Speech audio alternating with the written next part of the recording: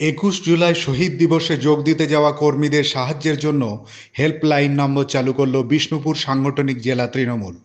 পাত্রসাহের দলীয় কার্যালয় থেকে এই হেল্পলাইন নম্বর চালু করেন বিষ্ণুপুর সাংগঠনিক জেলার সভাপতি সুব্রত দত্ত।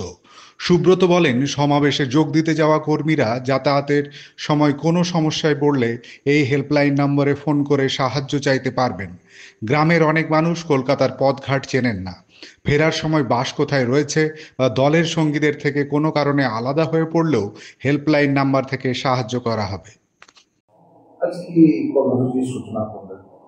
কর্মসূচি বলতে দেখুন, আগামী 21শে জুলাই ধর্মতলায় আমাদের প্রতি বছর আমাদের নেত্রী যে ডাক দেন শহীদ তর্পণে, শহীদদের স্মৃতিচারণে, এবছরও 21শে জুলাই ডাক দিয়েছেন। তাই জেলা থেকে হাজারে হাজারে কর্মীরা কলকাতার উদ্দেশ্যে রওনা দেবে, কেউ বাস পথে, কেউ ট্রেন পথে।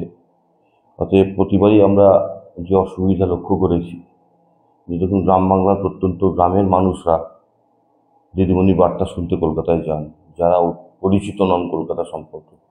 কেউ কোনোবারে বাস মিস করেন, কেউ রাস্তা ভুল করেন, কেউ দুর্ঘটনার কবলে পড়ে। যোগাযোগ সূত্র সেইভাবে না থাকার কারণে, নির্দিষ্ট যোগাযোগ সূত্র না থাকার কারণে এমনও ঘটনা ঘটেছে যে সেদিন হয়তো তাকে খুঁজে পাওয়া যায়নি।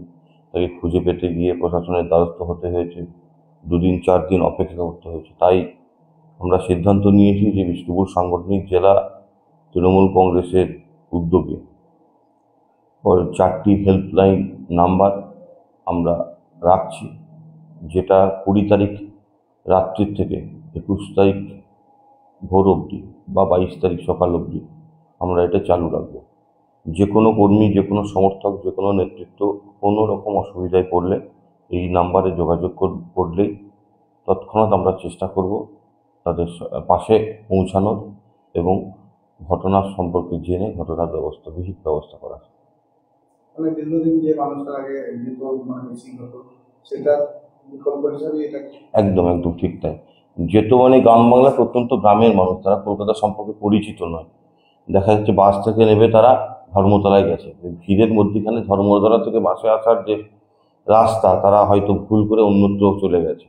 স্বাভাবিকভাবেই তাদের কাছে কোনো যোগাযোগ নাম্বার নেই। তাই তাদের কাছে যদি এই নাম্বারটা থাকে, তারা রাস্তাঘাটে কোনো মানুষের সাথে যদি এই নাম্বারটা দিয়ে বলে এই নাম্বারে একটু ফোন করে দিই, সাথে সাথে আমরা তাকে ফিরিয়ে আনার ব্যবস্থা করব। মানে এগুলো কি আপনাদের পাশে পাশে প্রত্যেকটা বাসে থাকবে, প্রত্যেকটা লিডারের কাছে পাঠানো হবে, প্রত্যেকটা বাসের যে কোঅর্ডিনেটর থাকবে তাদের কাছে এই নাম্বার থাকবে।